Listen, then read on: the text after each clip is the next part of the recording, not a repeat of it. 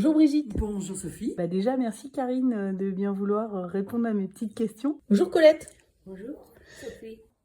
Bonjour Véronique. Bonjour. Le cheval m'a donné un grand coup de tête dans le dos en me disant pousse-toi de là, avance. Et que, comme on dit, c'était un coup de pied aux fesses quoi. Et ça a marché? Mais ça a marché, oui. J'ai dit bon, je suis là pour faire quelque chose. Et le cheval, il me l'a dit. Un bambou bloqué un petit peu et du coup, quand j'ai dit je décide de me lever plus vite pour pouvoir atteindre mon objectif, du coup, bambou m'a suivi quoi. La première séance pour moi ça a été inattendu. On a dû choisir des images qui nous correspondaient dans notre état de vie chaotique, ce qui était mon cas.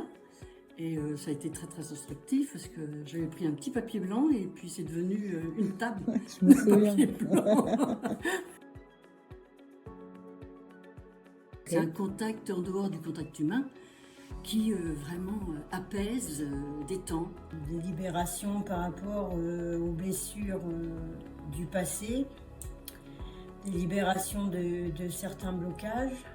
On a les chevaux, on a comment je pourrais dire, ce qu'on écrit et tout, c'est pas pareil, ça n'a rien à voir. A-t-on les ressources et si on en a, On va les chercher. On va les chercher, tu nous les mets en lumière. Des fois ça bloque. Bon oui, bien sûr. Déjà, on est en pleine nature. On n'est pas dans un bureau enfermé. Et puis le cheval, c'est quand il a des ressentis. Ben oui, ça aide quand même. Parce qu'on se dit faut le faire, donc on franchit le pas. Ok. Hein? Et tu te sens comment après l'avoir fait? Je me dis j'ai quand même réussi. Hein, et du coup, tu te sens bien? Voilà. Ouais, je pense que il faut que j'arrête de dire je vais le faire, mais il faut que je dise je le fais. Oui, ça aide à avancer parce qu'autrement on est dans son petit coin et puis on se dit bon, on fait ce qu'on peut et puis voilà tout. Tandis que quand il y a un cheval qui dit bon ça suffit pas, bouge-toi plus, on se dit quand même le cheval il est là, il n'est pas idiot. Dans le groupe des 5, ouais, le club des 5.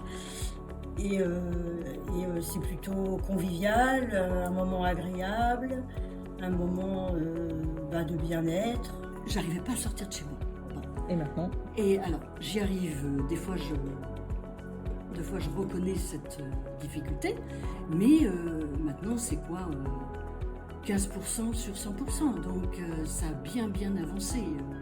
Bon, et venir aux séances ne pose plus de problème. Voilà.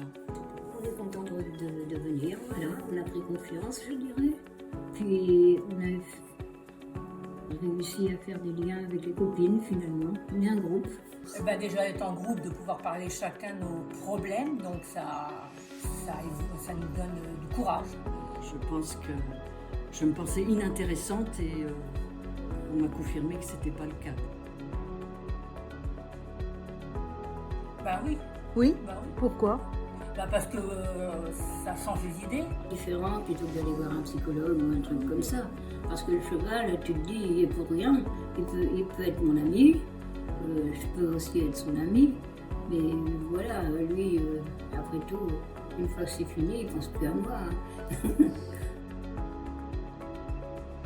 Ce sont des personnes qui ne se connaissaient pas en amont, qui aujourd'hui peuvent se voir aussi à l'extérieur, indépendamment des séances de médiation équine. Et c'est vrai que du coup, le travail avec le cheval, il est bénéfique dans la mesure où il y avait déjà des craintes par rapport à l'animal pour certaines d'entre elles. Donc ça, c'était déjà un défi de travailler avec l'animal. Là où ça complète, en fait, c'est qu'avec la médiation équine, il y a des objectifs qui sont posés. Et là, c'est vraiment à elle, je dis elle parce qu'on a peu de femmes sur ce groupe, mais c'est à elle de se mobiliser sur ces objectifs qui vont avoir été fixés au long des séances. Et du coup, on voit qu'elles sont capables de s'y tenir. Merci Véronique. Merci à toi. À bientôt. Allez, au revoir. Au revoir Colette. Et merci.